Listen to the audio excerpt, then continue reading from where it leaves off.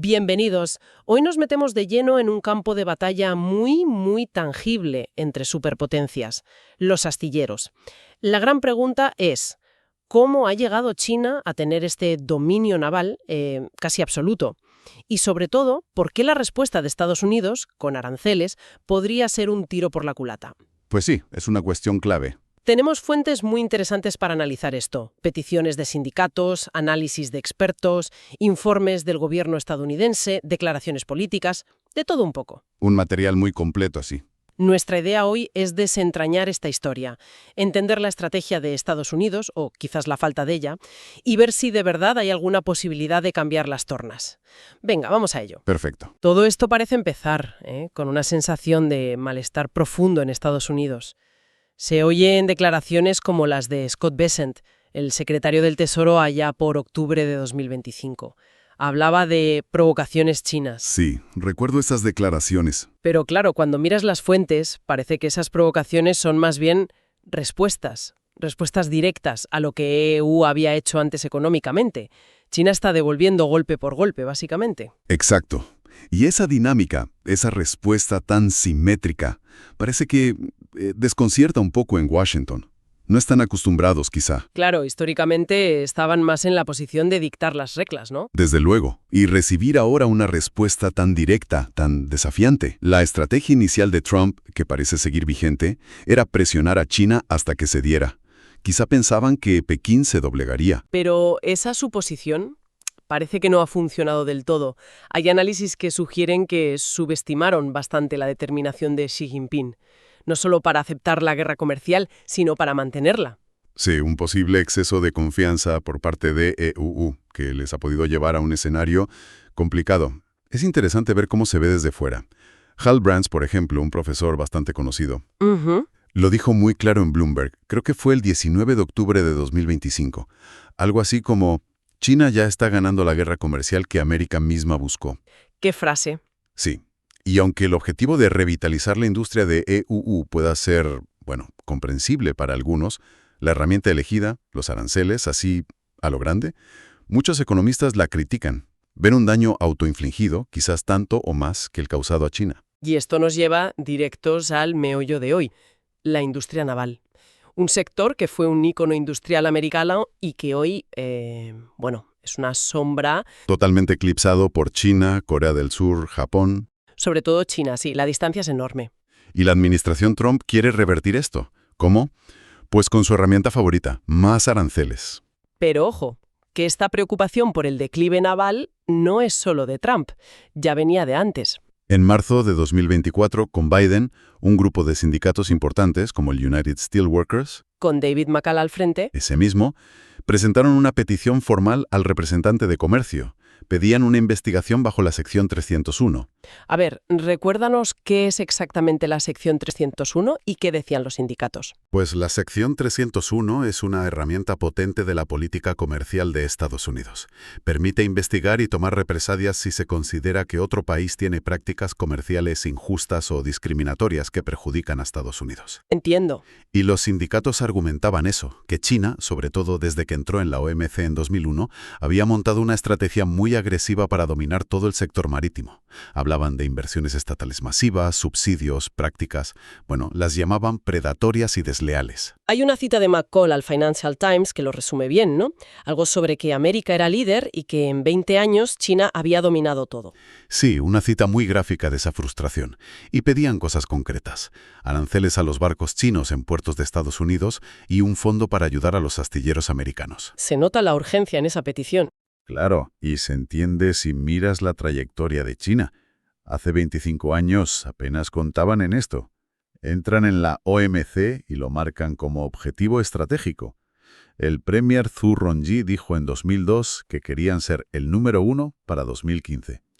Una meta que parece que cumplieron antes de tiempo. Y tanto. Fueron rapidísimos.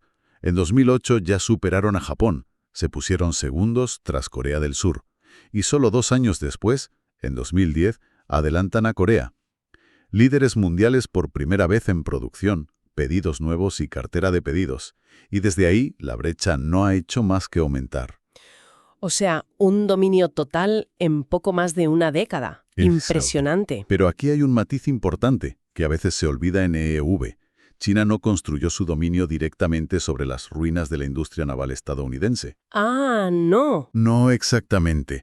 El declive de EUU en grandes buques comerciales fue antes, en la segunda mitad del siglo XX. Fueron Japón y luego Corea del Sur quienes les desplazaron por ser más competitivos.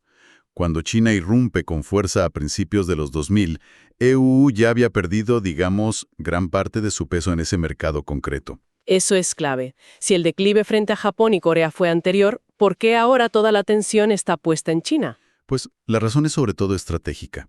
No es solo por la historia comercial de este sector. Washington ve a China como la única potencia capaz y con voluntad de desafiar su hegemonía global. Claro, tiene implicaciones militares, logísticas. Exacto.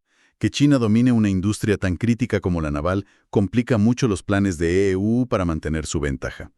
Por eso, aunque Japón y Corea siguen siendo competidores fuertes, la preocupación número uno de la política estadounidense es China. Vale, volvamos a la petición sindical. Se aceptó, se abrió una investigación. ¿Qué pasó después? Correcto. En abril de 2024, Katherine Tai, con Biden, inicia la investigación de la sección 301 sobre el sector marítimo chino. Los resultados se publicaron en enero de 2025, justo antes del cambio de gobierno. ¿Y qué dijeron? ¿Confirmaron las sospechas? Sí, la conclusión fue bastante clara. El informe dijo que el dominio chino se debía en buena parte a actos, políticas y prácticas irrazonables y discriminatorias del gobierno chino, y que esto no solo dañaba a la industria de Estados Unidos, sino que creaba una dependencia global de China, haciendo las cadenas de suministro más frágiles. Pero justo se publicó al final del mandato de Biden, así que no tomaron medidas, le tocó a la administración Trump. Efectivamente. Y Trump, que venía con ese discurso de restaurar la industria y ser duro con China, actuó relativamente rápido. El 17 de abril de 2025, la USTR anunció las medidas concretas, basadas en esa investigación. Dijeron que entrarían en vigor 180 días después, el 14 de octubre de 2025. Bien, entremos en el detalle. ¿Qué medidas eran exactamente? Esos aranceles. Principalmente dos tipos. Uno, para barcos de propiedad china o gestionados por empresas chinas. $50 por cada tonelada de arqueo bruto, que es una medida del volumen del barco, vamos. Vale. Y esto se aplicaría cada vez que entraran en un puerto de USA, hasta 5 veces al año por barco. Y además, con subidas anuales hasta $140 por tonelada en 2028. Eso para los barcos chinos. ¿Y para los que se construyen en China pero los operan otras navieras internacionales? Para esos, otro enfoque. Un arancel de $18 por tonelada neta que mide el espacio de carga o $120 por contenedor descargado. Se aplicaría la cifra que fuera mayor. El objetivo era claro, que operar un barco hecho en China saliera más caro, fuera de quien fuera. Exacto. Desincentivar futuras compras allí. ¿Y había alguna zanahoria, además del palo? ¿Algún incentivo para construir en EEUS? Sí, lo llamaron incentivo a la relocalización. Si una empresa que usaba un barco chino demostraba que había encargado uno nuevo, de tamaño similar o mayor, a un astillero de EUS, le quitaban temporalmente estos aranceles, hasta por 3 años. Un intento de matar dos pájaros de un tiro, penalizar a China y atraer inversión a EEUS. Esa era la idea. Parecía un plan calculado, pero quizás subestimaron la reacción china, ¿no? ¿Qué hicieron? Pues lo mismo, pero al revés, con una simetría casi perfecta. El 10 de octubre de 2025, solo 4 días antes de que entraran en vigor las medidas de EUVU, el Ministerio de Transporte chino anunció sus propios aranceles espejo. Anda. A partir del 14 de octubre, cualquier barco construido en EUVU o de propiedad o gestión estadounidense pagaría 400 yuanes, unos $56, por tonelada neta al entrar en puerto chino. ¿Con las mismas condiciones? ¿Límite de veces, subidas anuales? Idénticas, mismo límite de 5 veces al año por barco y subidas anuales hasta 1.120 yuanes, unos $157, en 2028. O sea, una guerra de aranceles en toda regla en el sector marítimo. Y la pregunta del millón, ¿quién paga la fiesta? ¿Quién asume esos costes? Pues las grandes navieras tipo Maersk y compañía ya han dicho que esto lo van a repercutir. Se lo pasarán a sus clientes, a las empresas que envían mercancías. Así que Al final, lo más probable es que lo pague el consumidor, sobre todo el estadounidense, porque Estados Unidos importa muchísimo de China. Lo que nos lleva al punto clave. ¿Compensa este encarecimiento para la gente si se consigue revitalizar la industria naval de Estados Unidos? Y aquí es donde los datos que hemos visto, pintan un panorama muy cuesta arriba para esa estrategia. Es que la escala del dominio chino es simplemente brutal. A ver, pongamos cifras para que se entienda. De la flota mundial que navega ahora mismo, más de un tercio, el 34%, se hizo en China. Un tercio. Luego va Corea del Sur con casi el 31% y Japón con casi el 26%. ¿Y Estados Unidos?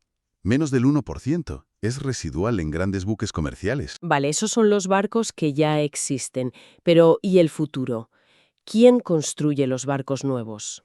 Ahí la diferencia es todavía más bestia. De los barcos que se están construyendo ahora y se entregarán en los próximos 2 o 3 años, China está haciendo el 67%. 2 de cada 3. Exacto. 2 de cada 3 barcos nuevos, grandes, saldrán de China. Y controlan como el 55% de todos los pedidos confirmados a nivel mundial, si lo mides por tonelaje. Las cifras son mareantes. Es casi un monopolio de la nueva construcción. Y en volumen anual, ¿cuántos barcos hacen al año? Pues mira, en 2024 se calcula que China produjo como el 60% de todos los grandes buques comerciales del mundo. En números redondos, más de 1.000 barcos entregados por China ese año. Estados Unidos, menos de 10. 1000 contra menos de 10. Y en 2025, hasta la fecha de las fuentes, una consultora, BRS Shipbrokers, hablaba de 717 entregas chinas frente a una sola en Estados Unidos. La diferencia es abismal. Es que hablamos de órdenes de magnitud de diferencia. Esto ya no es solo política industrial, es capacidad productiva, eficiencia. Están en otra liga, parece. Totalmente. Han conseguido unas economías de escala enormes. Producen tanto que han optimizado todo y consiguen costes muy bajos, manteniendo buena calidad. Y, muy importante para las navieras, entregan rápido. Peter Sand, de Seneta, lo calculaba para la CNBC.